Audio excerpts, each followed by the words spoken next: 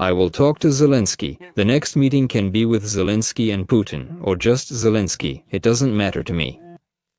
I will be there if necessary, but I want to organize a meeting between the two leaders. I was a bit concerned by what Zelensky said. I need to get the approval of the Constitution. That is, he has permission to start a war and destroy everyone. But for exchanging territories he will need official consent, because there will be a certain exchange of territories. I know this through Russia, and through conversations with all the countries. This is being done for the good of Ukraine. There are good times, not only bad ones.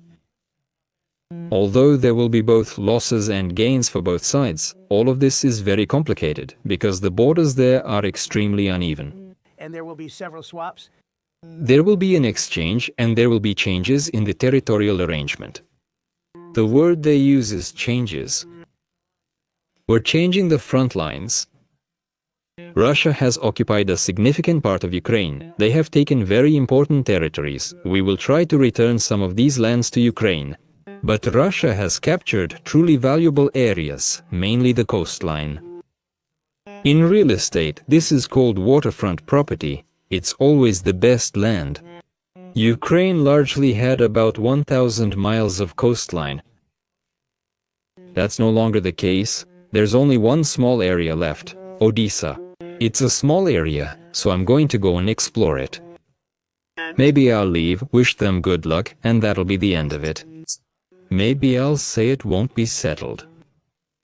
Some believe Putin wanted all of Ukraine. By the way, I'm one of those who believes that if it weren't for me, he wouldn't be talking to anyone at all right now. But I'm going to meet with him. We'll see what the conditions are. After that, I'll call President Zelensky and the European leaders right after the meeting, and I'll tell them what kind of agreement is possible. I'm not going to make a deal. I believe the agreement should be beneficial for both sides. Russia should focus on developing its own country. It has 11 time zones. In terms of territory, it's the largest country in the world. Russia has enormous potential for development. But right now, they're not developing. Their economy is going through difficulties, and all of this is greatly disrupted by what's happening. The situation was made worse by the United States president, who threatened the largest oil buyer with 50% tariffs if they bought oil from Russia. That was a serious... Then they say he wasn't tough. No one else would have done that. I was ready to do more, but I got a call and was offered a meeting. I want to achieve a ceasefire and the best agreement for both sides. It takes two to tango, so in the end, I'll have a meeting next week. I had a good relationship with him, even though I was tough on him. Because of the pipeline, I stopped the construction of the pipeline. I also provided Ukraine. Javelin. Is an anti-tank weapon. It's called the Destroyer. Of tanks. They say that Obama sent them blankets and I sent javelins. They used them against all those tanks that were destroyed in the first days of the war because the tanks got stuck in the mud. One of the commanders made a decision. Maybe he thought it was a good one. Instead of driving on the highway, which would have allowed them to reach Kiev in 4 hours, the Russian general decided to move through farmland. And there were heavy rains there. The rains were so strong that everything turned to mud, and the tanks got stuck. I don't know who that general was, but with Putin, he's probably already been fired. All the tanks got stuck in the mud, and the Ukrainians used the javelins that I gave them. They only received blankets before me. I will meet with Putin and assess his intentions. If the agreement is fair, I will inform the leaders of the European Union, NATO, and Zelensky. I think out of respect, I will call him first, and then them. And maybe I'll say, good luck, keep fighting. Or maybe I'll say, we can make a deal. I saw the results of a poll conducted in Ukraine. 88% of the population would like an agreement to be reached. And if we go back 3 years, everyone was determined to go to war back then. I had a similar situation with several countries when I couldn't reach an agreement with one particular country. I just couldn't. The person is great, my friend, an outstanding leader, incredibly tough, but I couldn't make a deal with him. Then he went to war for a short time. During my first term, it was brutal. People were dying. A week later, I agreed.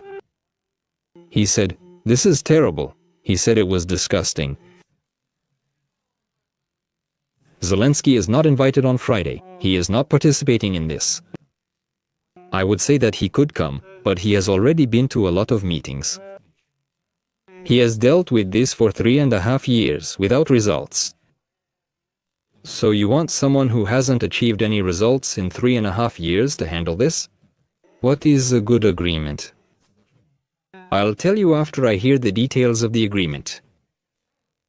This is a complex, large-scale situation. I just resolved the conflict between Azerbaijan and, as you know, Armenia, and it was almost as complicated as this one, mainly because of the territories.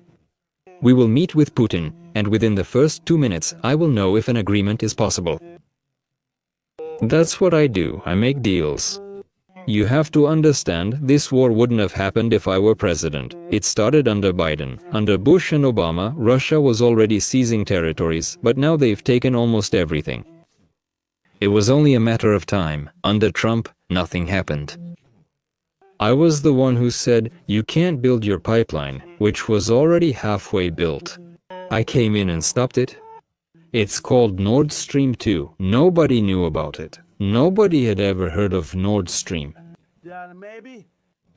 You hadn't heard of it? It's the largest pipeline In the world, stopped it. I wasn't a friend of Russia, but I maintained a working relationship with Putin. That's better than bending over like Biden. He immediately approved the pipeline. And then they say I wasn't tough on Russia. Not tough? I was the toughest. Putin said, if that's not toughness, then I wouldn't want to see what toughness is. I stopped the biggest economic project Russia ever built. I stopped it. It was dead. And this low-intelligence president came in and let them finish the pipeline to supply oil and gas to all of Europe. This is basically an introductory meeting. President Putin invited me to participate. He wants to be involved. I believe he wants to end all of this. I've talked about this several times, but then I got disappointed. We had a great conversation, and then missiles flew to Kyiv or somewhere else, and there were 60 dead. I said, this is cruel. This is a cruel war. From 5,000 to 7,000 people die every week. These are all Russians and Ukrainians. And a few more people from the city, much fewer. But still, the missiles cause damage and kill many. Mostly, these are soldiers, young soldiers, although in the case of Ukraine, they are no longer young at all. They're now drafting 60-year-olds.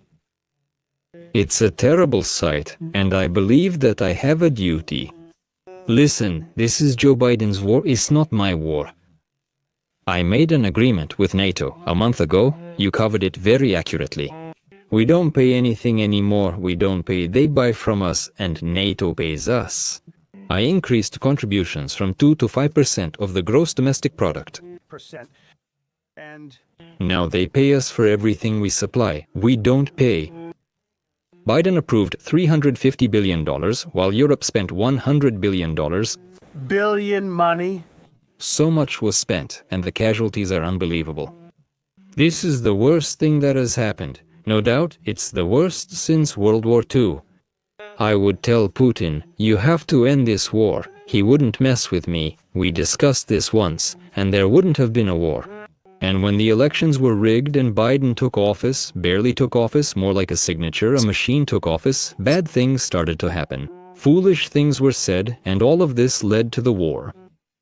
And, you know, I don't believe this will happen again, because I'm already in control of it. All of this could have led to World War III. It could have become World War III. I don't think that's going to happen now. I find it very respectful that the president of Russia is visiting our country, rather than us going to him or meeting in a third country. I think we will have constructive talks. And after this meeting, maybe right away. While I'm flying or even as I'm leaving the room, I'll call a European leader with whom I have an excellent relationship. I have good relationships, I think, with everyone. I got along well with Zelensky, but I absolutely disagree with what he did. Absolutely, this is a war that should never have happened.